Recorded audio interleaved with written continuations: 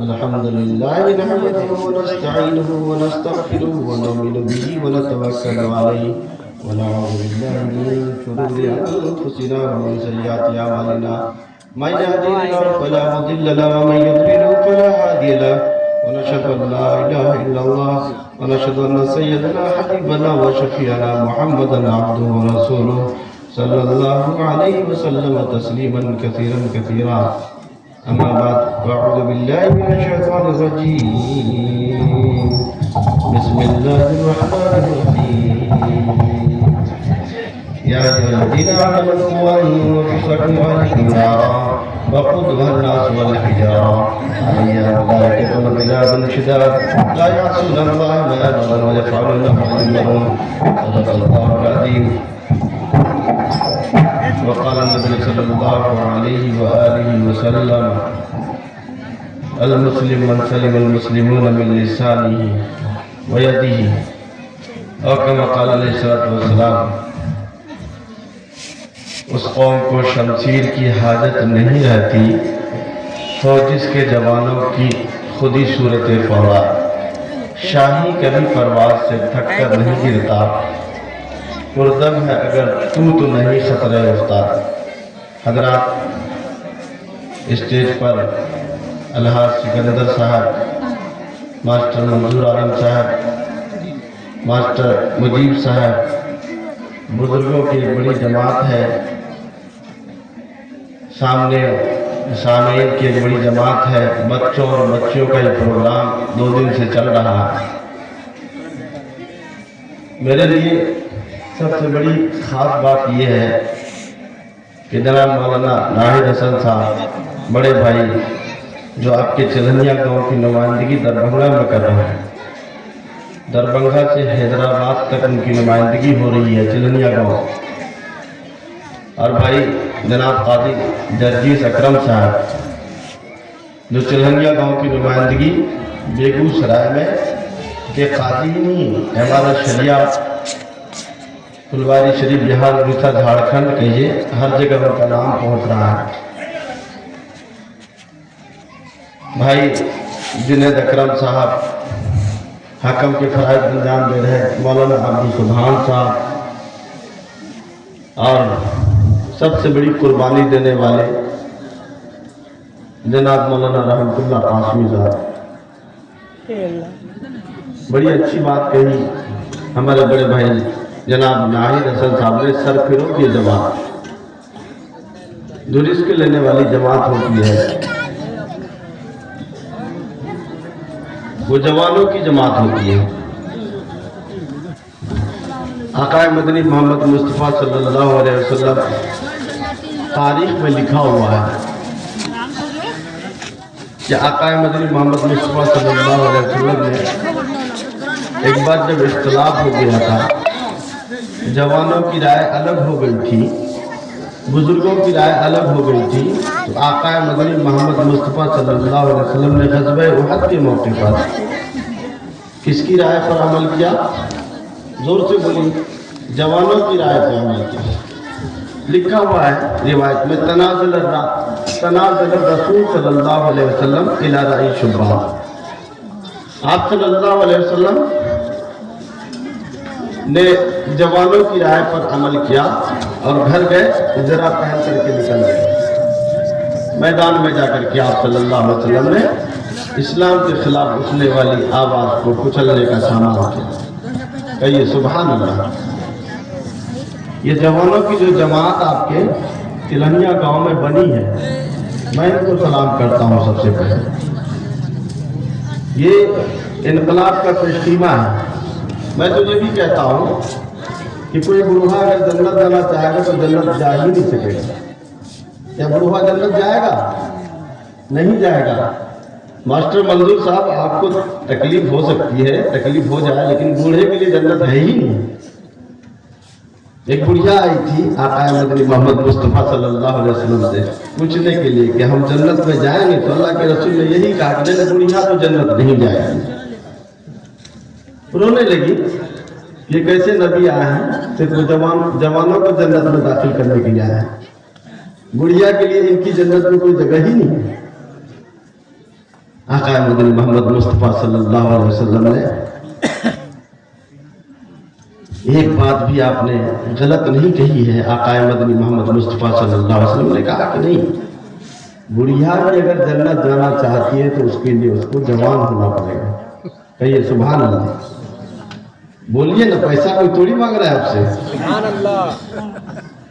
اور بوڑھا بھی جنت جانا چاہتا ہے تو اس کو جوان ہونا پڑے گا، تبھی جنت جا سکتا ہے. بہت خوشی کی بات ہے کہ ماسٹر منظور صاحب جو آپ کے مؤذن ہیں، جن کے بارے میں روایت یہ کہتی ہے کہ سب سے لمبی گردن کس کی ہوگی؟ مؤذنوں کی ہوگی. سب سے بڑا اونچا مقام ان کا ہوگا، سب سے زیادہ عزت اس کی ہوگی. وہ آدمی دور سے نظر آئے گا حشر کے میدان میں. جب آدمی پریشان ہوگا تو ایسا آدمی بہت دور سے نظر آئے گا. آپ کی پرانی جامع مسجد کے مؤذن جناب ماسٹر منظور صاحب نے جو عزم لیا ہے، وہ کوئی بوڑھا عزم نہیں لیا ہے یا بوڑھا والا عزم نہیں لیا ہے.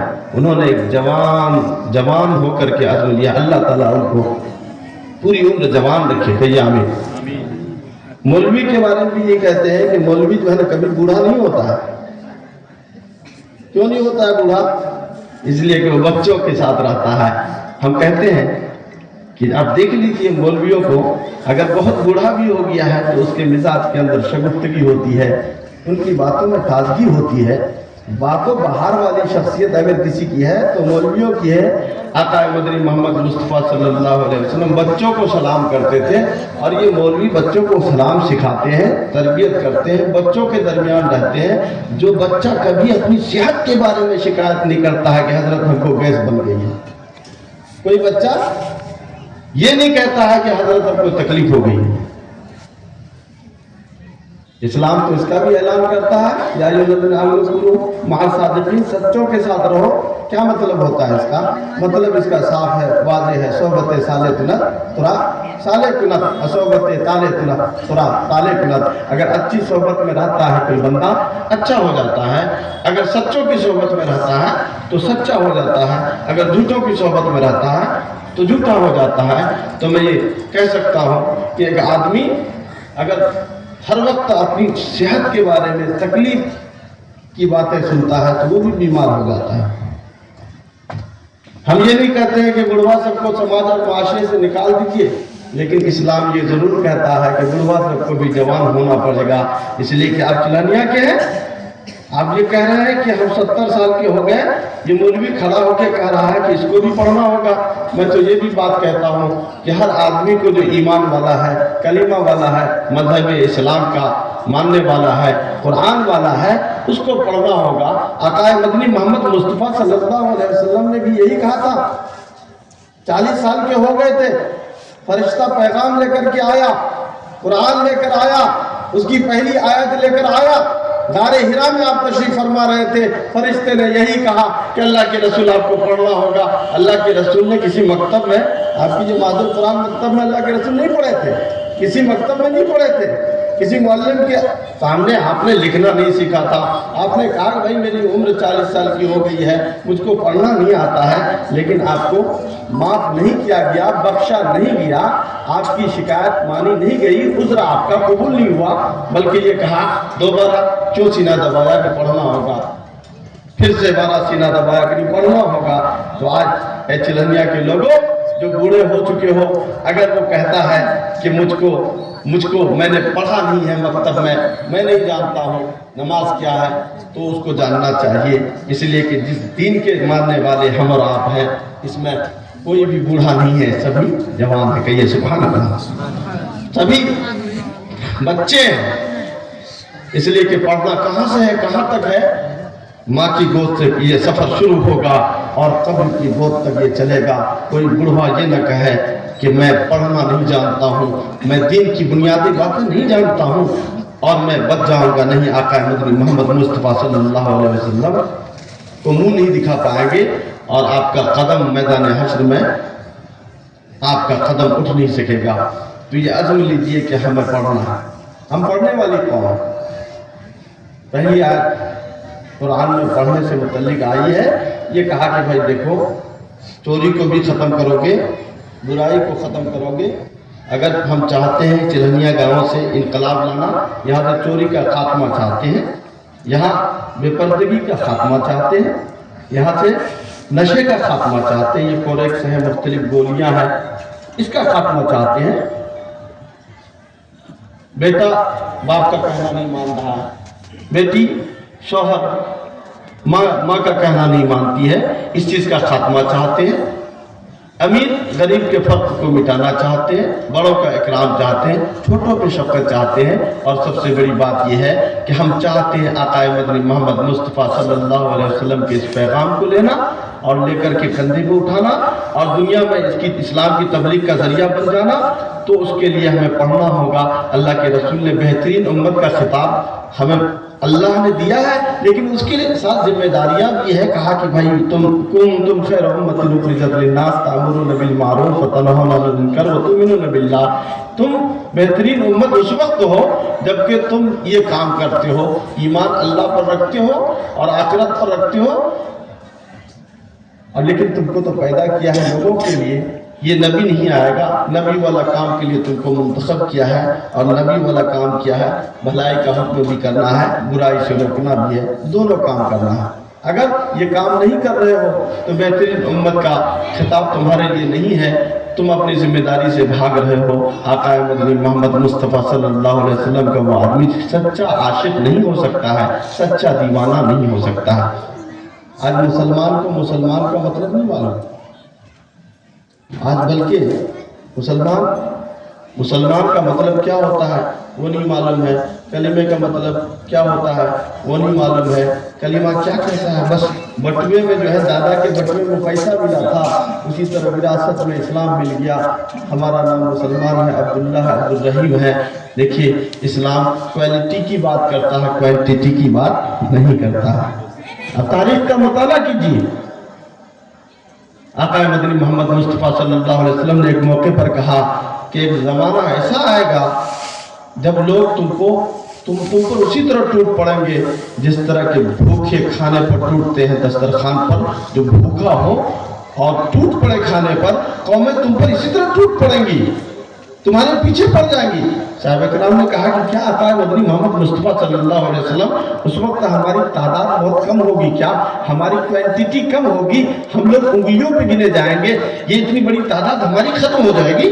تو اللہ کے رسول صلی اللہ علیہ وسلم نے کہا نہیں، تمہاری تعداد تو ختم نہیں ہو جائے گی بلکہ بہت زیادہ تعداد ہوگی، لیکن تم بے حیثیت ہو جاؤ گے، کوڑے کرکٹ کی طرح ہوگے، کنکر کی طرح ہوگے، گھاس اور پتھر کی طرح ہو جاؤ گے، تم بے حیثیت ہو جاؤ گے، تمہارا روب لوگوں کے دلوں سے اٹھ جائے گا اور تم کو جو جس طرح چاہے گا اس طرح کے استعمال کرے گا۔ دیکھیے آج یہ ہو رہا ہے کہ ہندوستان کے اندر بھی ہماری سب سے بڑی دوسری اکثریت جو ہے وہ مسلمان کی ہے، پوری دنیا میں ہماری تعداد زیادہ ہے، لیکن آج یہ مسلمان بے حیثیت ہے۔ اس بات کو، اس مسئلے کو، اس سوال کو حل کرنا ضروری ہے۔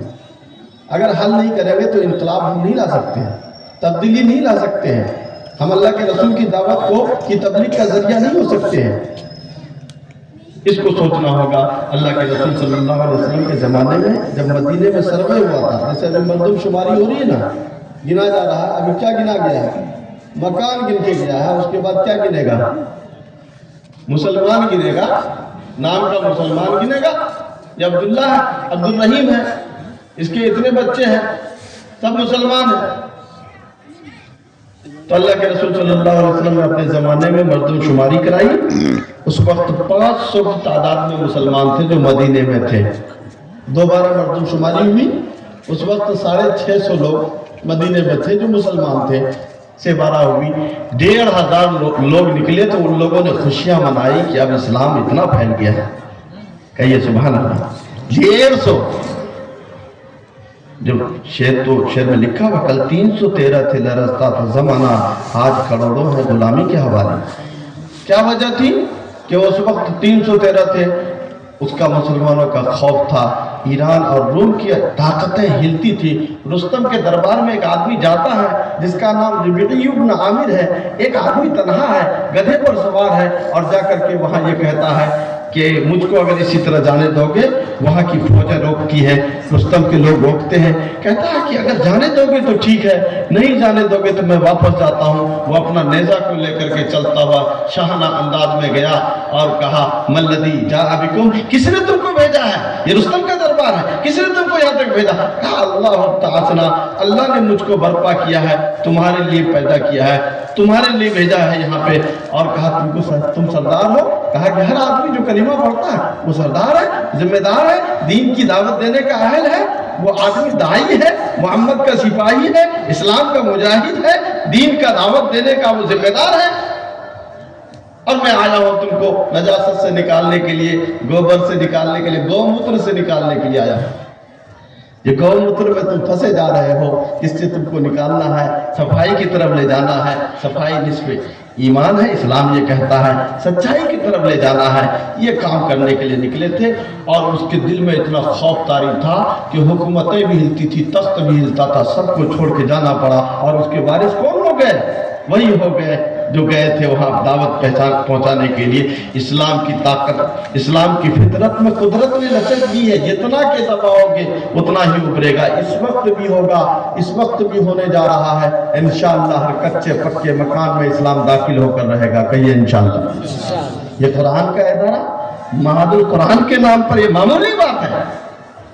अब इन बच्चों के हौसले को सलाम कीजिए, इन बच्चों की ताकतों को देखिए, इनकी बेबाकी को देखिए। ये आंख से आंख मिलाने वाली ताकत कहाँ से आती है? ये ताकत तो कुरान की है, अल्लाह के नाम की है। इसलिए अल्लाह के रसूल ने कहा कि अरे दो ताकतें छोड़ के जा रहा हूँ, जब तक इससे जुड़े रहोगे खुदा की कसम कोई ताकत तुमको नहीं हिला पाएगी। अल्लाह के रसूल ने कहा तरक्तु फीकुम अमरैन किताब अल्लाह व सुन्नती। ऐ लोगों, दो ताकतें ऐसी है जिसको छोड़ के जा रहा हूँ, जब तक इस दोनों ताकतों से चिपके रहोगे, अपने अंदर रखोगे, तो ये तुमको कोई कौम नहीं हिला सकती है। अल्लाह की किताब है और मेरी सुन्नत है। अल्लाह की किताब क्या है? कुरान है। कुरान जब तक रहेगा तब तक दुनिया अपने वजूद में रहेगी। जिस दिन कुरान को कोई अगर उठाने की कोशिश करेगा, खुद उठ जाएगा, कुरान का बाल बाका नहीं होगा। कितने लोग तो वसीम रिजवी पैदा हुए और कहाँ चले गए? घर से भी चला गया बेहुदा और अपने खानदान से भी चला गया। और इंसानियत, इंसान भी कोई मानने के लिए तैयार नहीं है। कितनी की टांग खड़ी हुई टूटी हुई है, किसी की कमर फूट गई, किसी का मुकद्दर फूट गया, किसी के जिस्म टूट गया, किसी कोई लेटा हुआ है, कोई घुट रहा है, कोई मर रहा है, कोई रो रहा है। क्यों? वो कुरान को मिटाने के लिए चला था। अल्लाह ताला अगर कोई बंदा तकब्बुर भी करता है तो अल्लाह का ये ऐलान है, ये तकब्बुर क्यों करता है? तकब्बुर करना ये खूबी और वस्फ तो अल्लाह की है, ये मेरी चादर है, जो कोई इसको ओढ़ेगा हलाक हो जाएगा। शब बरात में मौलाना रहमतुल्लाह कासिमी साहब आप तो तकरीर करते होंगे, आप तो मस्जिद के इमाम है कि तकब्बुर वाले की मग़फ़िरत नहीं होती है ना? अगर कोई पैजामा टखने से नीचे लटकाता है तकब्बुर की वजह से उसकी मग़फ़िरत नहीं होती है। इतना बहुत बड़ा गुनाह है। तो तकब्बुर करने वाला, कुरान के खिलाफ उठने वाला, रसूलुल्लाह के फरमान के खिलाफ उठने वाला मिट जाएगा। इसलिए कि ये कुरान एक ऐसी ताकत है। कुरान कहता है अर्रहमान अल्लमल कुरान, ये कुरान अल्लाह का कलाम है, अल्लाह की ताकत है, ये मखलूक नहीं है, ये खालिक का कलाम है। ये ऐसी ताकत है, कहा कि इसकी तलवार लेकर के जिहाद करोगे, खुदा की कसम कामयाब रहोगे, जहां जाओगे। हजरत उक़बा बिन नाफे को देखिए, आप इस्लाम का, कुरान का झंडा लेकर निकले थे और जाकर अंटार्कटिका पहुंच गए। मालूम हुआ कि यहाँ से आगे जमीन नहीं है। कहा ए खुदाया, मुझको ये बताया गया है कि इसके आगे धरती नहीं है, अगर धरती होती तो मैं दीन के झंडे को गाड़ता चला जाता, कुरान की ताकत को फैलाता चला जाता, तेरे किताब की तबलीग का जरिया बन जाता। कुरान कहता है इसकी हिफाजत का जिम्मा क्या चिलनिया के मौलाना रहमतुल्लाह के जिम्मे है? नहीं, अल्लाह कहता मैं हाफिज हूँ, मैं हाफिज हूँ। ये तो मेरी ताकत है। ये आसमान जिसको नहीं उठा सका, जमीन नहीं उठा सकी, पहाड़ रेजा हो चुका, कैसे मैं इन बच्चों के सीनों में इसको मुंतकिल कर देता हूँ? ये तो मेरा काम है। अर्रहमान, तो अल्लाह की सबसे बड़ी कुदरत यही है, ताकत यही है कि अपने कलाम को बंदे के सीने में घुसा देता है। जिस सीने में कुरान है उस सीने से टकराने की किसी में ताकत नहीं हो सकती है। ऐ मुसलमानों, अगर चाहते हो कि मुझसे कोई न टकराए और जो टकराए तो चूर चूर हो जाए, उसके लिए अपने सीनों को कुरान से सजा लो। सीने के अंदर अगर कुरान की ताकत होगी, खुदा की कसम कोई ताकत तुम्हारा मुकाबला नहीं कर सकती।